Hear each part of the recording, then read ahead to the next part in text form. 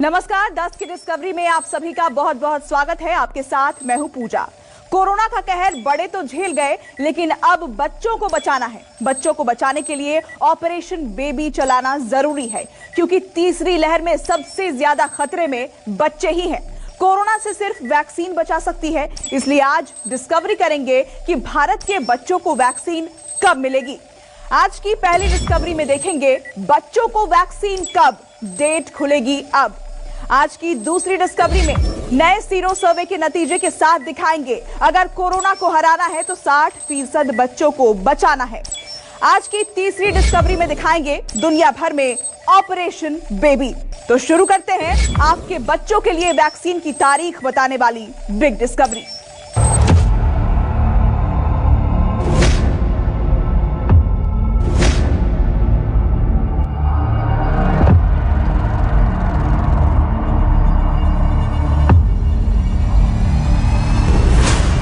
बच्चों की वैक्सीन आ गई, तीसरी लहर की चिंता गई। अरे बोलू कहाँ चले? बिटिया रानी का टीका कराने। भाई ये कौन सा टीका है जो हमें नहीं पता पर तुम्हें पता है? दुनिया भर में ऑपरेशन बेबी। बच्चों को किस किसने संजीवनी दे दी।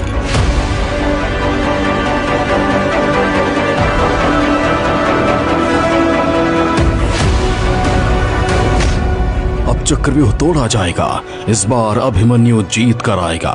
पटना एम्स में ये शुरू हुआ है और पटना एम्स के अंदर बच्चों को जांच की जा रही है।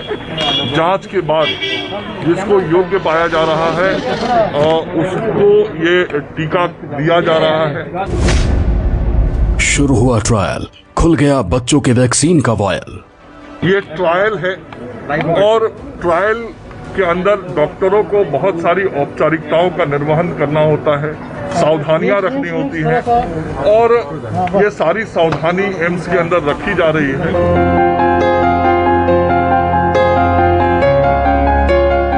अब देखिए तीसरी लहर से बच्चों को बचाने वाली डिस्कवरी। देश के बड़े बड़े वैज्ञानिक उस संजीवनी की खोज में लगे हैं जिससे बच्चों को बचाया जा सके, यानी कोरोना का ऐसा टीका जो बच्चों को दिया जा सके। बहुत जल्दी दिल्ली एम्स में बच्चों के वैक्सीनेशन का ट्रायल शुरू होने वाला है, लेकिन इसकी शुरुआत हुई है पटना से। पटना एम्स में बच्चों पर वैक्सीन का ट्रायल शुरू हो गया है। वैज्ञानिकों ने आशंका जताई है कि हमें जल्दी ही कोरोना महामारी की तीसरी लहर से लड़ना पड़ सकता है और ये लहर बच्चों को सबसे ज्यादा प्रभावित करेगी। इस बीच देश में हुए नए सर्वे के आंकड़े बता रहे हैं कि पहली और दूसरी लहर में देश के 40% बच्चे कोरोना के चपेट में आ चुके हैं, यानी देश के 60% बच्चों पर अब भी खतरा है। अब हम आपको ले चलते हैं पटना के सबसे बड़े मेडिकल संस्थान यानी पटना एम्स में, जहां कोरोना से बच्चों को बचाने की बहुत बड़ी कोशिश शुरू हो चुकी है। तीसरी लहर की चेतावनी के बीच drug controller general of India यानी DCGI ने बच्चों पर कोवैक्सीन के ट्रायल की मंजूरी दी थी। बच्चों के वैक्सीनेशन ट्रायल की मंजूरी 11 मई को दी गई थी। ये ट्रायल देश के कुल 525 बच्चों पर किया जाएगा। ट्रायल में सबसे कम उम्र का बच्चा 2 साल का होगा। 18 साल तक के बच्चों को वैक्सीन दी जाएगी। इस ट्रायल में दिल्ली, पटना के एम्स समेत कई बड़े अस्पताल शामिल हो रहे हैं। ट्रायल के दौरान बच्चों को वैक्सीन की 2 डोज दी जाएगी। दोनों वैक्सीन के बीच 28 दिनों का अंतर होगा। जुलाई के बीच तक ये ट्रायल खत्म हो जाएगा। जुलाई के अंत तक ट्रायल के नतीजे सामने आ जाएंगे। पटना एम्स में बच्चों के ऊपर कोवैक्सीन का ट्रायल जो शुरू हुआ है, उसकी निगरानी पटना एम्स के medical superintendent doctor Chandramani Singh कर रहे हैं।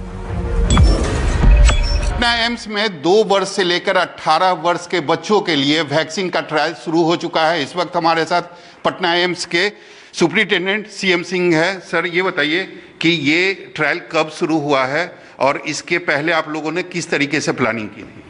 ये ट्रायल पिछले फ्राइडे से शुरू किया है। इसके पहले इस प्रपोजल को DCGI का अप्रूवल मिला था कि इसको बच्चों में 2 से 18 साल में हम लोग ट्रायल करें, तो फ्राइडे से हम लोग शुरू किए हैं बच्चों को इनरोल करना। उसके बाद जो ज़रूरी जांच होता है, RT-PCR और एंटीबॉडी की जांच होती है, बाकी बच्चों का फिजिकल एग्जामिनेशन होता है। उसके बाद कंसेंटिंग होती है, जो बच्चे और उनके पेरेंट्स सहमत होते हैं। कितने बच्चे आए थे रजिस्ट्रेशन कराने? रजिस्ट्रेशन कराने के लिए कल तक 108 बच्चे करीब आए हैं और उसमें से हम जो डिफरेंट कैटेगरी में हैं, जैसे 12 से 18 साल के बच्चों को अभी हम कर रहे हैं, तो उनमें से बच्चों को बुला रहे हैं। ट्रायल कई सेंटर्स पे होते हैं, 6 सेंटर पे हो रहा है। उसमें है कि कुछ सेंटर, एक सेंटर हमारा है जिसमें हम लोग कर रहे हैं। नंबर बताना ट्रायल के लिए ठीक नहीं है। ये खबर सुकून देने वाली है। तीसरी लहर से बच्चों को बचाने की बड़ी तैयारी की जा रही है, लेकिन बच्चों की जिंदगी का सवाल है, जोखिम बिल्कुल नहीं लिया जा सकता। इसलिए बच्चों के वैक्सीनेशन का काम बहुत सावधानी से किया जाना है। ये ट्रायल है और ट्रायल के अंदर डॉक्टरों को बहुत सारी औपचारिकताओं का निर्वहन करना होता है, सावधानियां रखनी होती हैं और ये सारी सावधानी एम्स के अंदर रखी जा रही है। उसका टाइम फ्रेम होता है कि टीका देने के बाद कितने दिनों तक बच्चे के ऊपर क्या चीज, तो वो सारा चीज डॉक्टर लोग देख रहे हैं और पूरे देश में ये चीज शुरू हुई है। हम सब लोगों के लिए बहुत अच्छी बात है कि हमारे राज्य के भी एक बड़े स्वास्थ्य केंद्र पर ये काम हो रहा है। पटना के एम्स में भारत बायोटेक की कोवैक्सीन पर बच्चों का ट्रायल शुरू हुआ है। इसके लिए पटना एम्स में 28 मई से रजिस्ट्रेशन शुरू हुआ था। अपनी इच्छा से 108 बच्चों ने वैक्सीनेशन ट्रायल के लिए रजिस्ट्रेशन किया। 3 बच्चों को कोविड टीका कोवैक्सीन की पहली डोज दी गई है। फिलहाल तीनों बच्चे स्वस्थ हैं। एम्स में कुल 80 बच्चों का ट्रायल करने का लक्ष्य रखा गया है। इन 3 बच्चों को 28 दिन के अंतराल के बाद कोवैक्सीन की दूसरी डोज दी जाएगी। बच्चों को वैक्सीन की पहली डोज देने के बाद उन पर निगरानी रखी जा रही है। बच्चों के माता पिता को एक डायरी दी जा रही है। हर छोटी से छोटी बात को नोट किया जा रहा है। सुकून की बात यह है कि अब तक किसी बच्चे में वैक्सीन का कोई बुरा असर नहीं दिखा। जिन बच्चों का ट्रायल हुआ है, वैक्सीन को लेकर ट्रायल हुआ है, वो बच्चे की हालत कैसी है? क्या उन्हें कुछ कोई इफेक्ट कोई देखने को मिला है अभी तक? देखिए, ये सारी चीज़ें अंडर ट्रायल हैं। ये सारी इन्फॉर्मेशन ट्रायल की इन्फॉर्मेशन है जो लोगों को डिस्क्लोज नहीं करते हम। और ये जो जितनी सारी इन्फॉर्मेशन है ये सब DGCI को जाएगी, डेटा सेफ्टी मॉनिटरिंग बोर्ड को जाएगी, उसको डिस्क्लोज नहीं किया जाता है। कौन सी वैक्सीन उन्हें दी गई है बच्चों को? बच्चों को कोवैक्सीन दी जा रही है। जो बड़ों में दी गई थी वही वैक्सीन है। कुछ चेंज है, जैसे उसका जो होता है एक एडजुवेंट बोलते हैं, उसमें कुछ थोड़ा सा चेंज है, अदरवाइज वैक्सीन वही है जो बड़ों में दी गई है। तो जिन बच्चों को पहली डोज दी गई है उन बच्चों को दूसरी डोज के लिए कब बुलाया गया? हाँ, उन जिन बच्चों को पहली डोज दी गई है उसको दूसरी डोज के लिए 28 दिन बाद बुलाया जाएगा। और जैसे बड़ों में हम वैक्सीन दे रहे हैं 28 दिन के अंतराल पे, वैसे ही 28 दिन के अंतराल पे देना। एम्स पटना में भारत बायोटेक की कोरोना वैक्सीन कोवैक्सीन का बच्चों पर ट्रायल चल रहा है। मामला बच्चों का है, इसलिए देश भर में ट्रायल किया जाना जरूरी है। लेकिन तीसरी लहर से लड़ने के लिए तैयारी इससे कहीं आगे है। अब कोरोना के चक्रव्यूह को भेदने वाले सबसे बड़े ब्रह्मास्त्र की खबर सुनिए। वैक्सीन की कमी बहुत जल्दी खत्म होने वाली है। सरकार ने भारत में बन रही एक वैक्सीन की 30 करोड़ डोज बुक कर दिए हैं। देश की नामी फार्मा कंपनी बायोलॉजिकल इन दिनों कोर्बेवैक्स वैक्सीन बना रही है।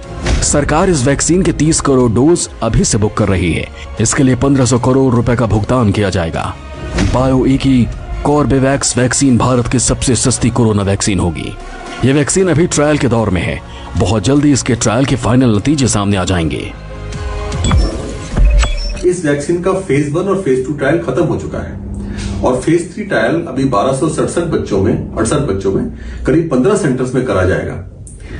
अभी तक के जो नतीजे आए हैं उनसे ये पता चला है कि ये वैक्सीन काफी कारगर है और काफी स्ट्रेन्स पे कारगर है। सुप्रीम कोर्ट का भी आदेश आया था, भारत सरकार के ऊपर भी प्रेशर होगा कि जितना जल्दी से जल्दी हो सके पूरे देश के लोगों को वैक्सीन दिया जाए। तो 30 करोड़ वैक्सीन का जो ऑर्डर है शायद ये सोच के दिया गया होगा कि क्योंकि अब तक ये वैक्सीन के नतीजे अच्छे हैं, शायद फेज 3 के भी अच्छे होंगे, तो जब तक ये ट्रायल खत्म होंगे तब तक वैक्सीन भी रेडी होंगे ताकि वैक्सीन की कमी ना हो। मैं समझता हूं ये एक अच्छी चीज है, जो अच्छी पहल भारत सरकार की तरफ से। इस वक्त हमारे पास कोवैक्सीन है, कोविशील्ड है, स्पुतनिक है और ये जो कोर्बेवैक्स भी आ जाएगा तो हमारे पास वैक्सीन की कोई कमी ना हो। सिर्फ भारत में ही बच्चों को वैक्सीन देने का ट्रायल नहीं चल रहा, दुनिया के ज्यादातर बड़े देश ऐसा कर रहे हैं। आगे आपके लिए एक एक देश में बच्चों के लिए बने रक्षा कवच की डिस्कवरी करेंगे। लेकिन अभी भारत में हुए सबसे नए सीरो सर्वे में जानिए कि ऐसा रक्षा कवच हिंदुस्तान के लिए बहुत जरूरी क्यों हो गया है।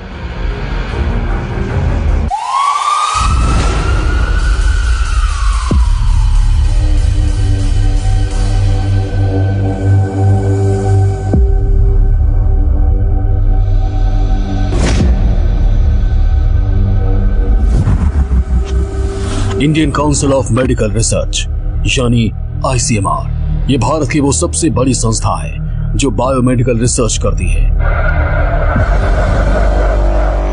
सीरो सर्वे करती है, हिंदुस्तान की सेहत पर आने वाले खतरे का ध्यान रखती है। इस ICMR के सीरो सर्वे बता रहे हैं कि कोरोना के पहली और दूसरी लहर में 40% बच्चे कोरोना की चपेट में आ गए, तो क्या अब तीसरी लहर का खतरा 60% बच्चों पर मंडरा रहा है? पहले और दूसरी लहर में बच्चों पर खतरा कम था, कम खतरे में 40% बच्चों को कोरोना ने अपनी चपेट में ले लिया, लेकिन तीसरी लहर में बच्चों पर खतरा बड़ा बताया जा रहा है।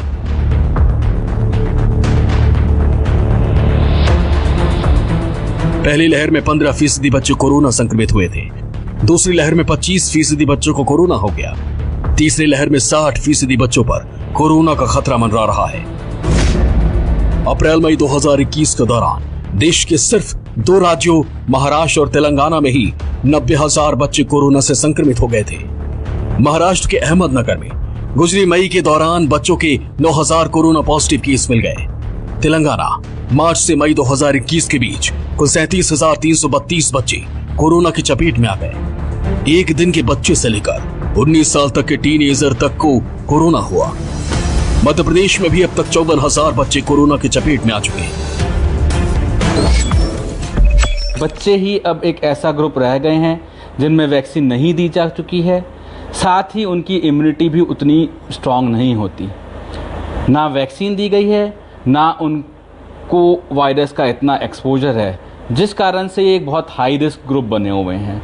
उनकी बीमारी का प्रेजेंटेशन अलग होता है, बीमारी क्रिटिकल होने में ज़्यादा देर नहीं लगती है, पीडियाट्रिशियन इस देश में एडल्ट फिजिशियन से काफ़ी कम है, इसलिए ये बहुत ही अहम हो जाता है कि हम बच्चों में बीमारी बढ़ने से रोकें। और ये सारे आंकड़े पहली और दूसरी लहर के हैं। बाल रोग विशेषज्ञ मान रहे हैं कि तीसरी लहर का वैसा ही असर बच्चों पर पड़ा जैसा अंदेशा है, तो बच्चों के इलाज के लिए बहुत बड़ी तैयारी की जरूरत पड़ेगी और इस तैयारी को मुकम्मल करने का वक्त अभी है।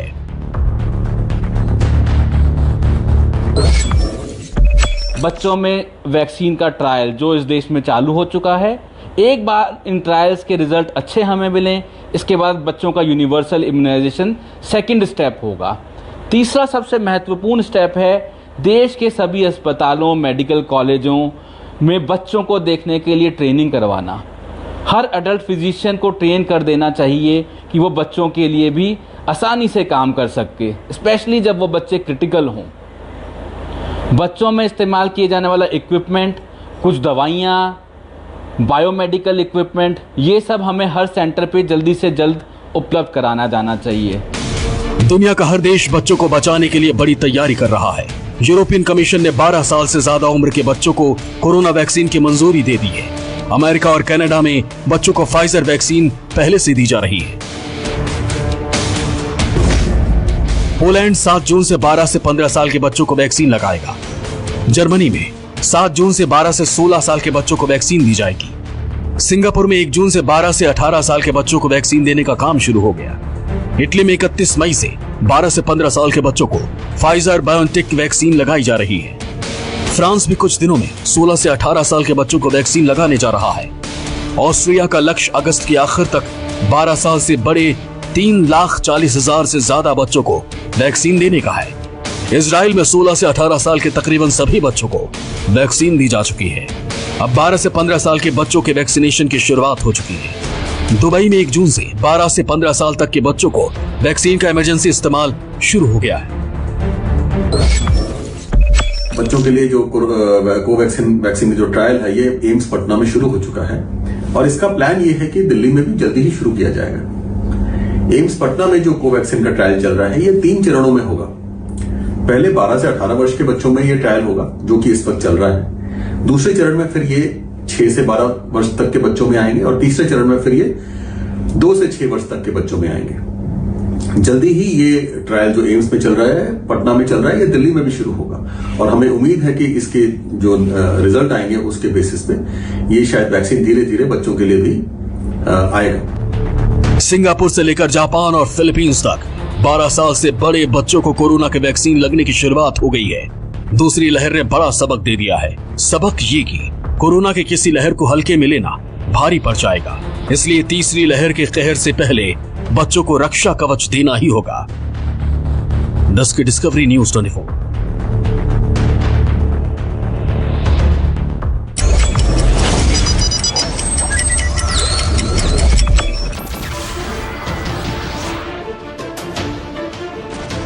नमस्कार, मैं हूं मानक गुप्ता। अगर आपको हमारा ये वीडियो पसंद आया हो तो इसे लाइक और शेयर जरूर करें और हाँ, हमें सब्सक्राइब और फॉलो करना ना भूलें ताकि आप देश और दुनिया की कोई खबर मिस ना करें। तो जुड़े रहिए हमारे साथ और देखते रहिए न्यूज़ 24।